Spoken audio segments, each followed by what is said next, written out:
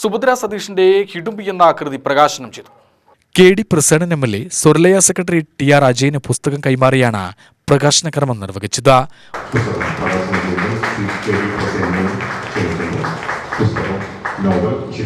ഞാനൊഴികെ എല്ലാവരും യഥാർത്ഥത്തിൽ പക്ഷേ ടീച്ചർ എന്നോടാണ് ഈ ചുമതല നിർവഹിക്കാൻ വേണ്ടി.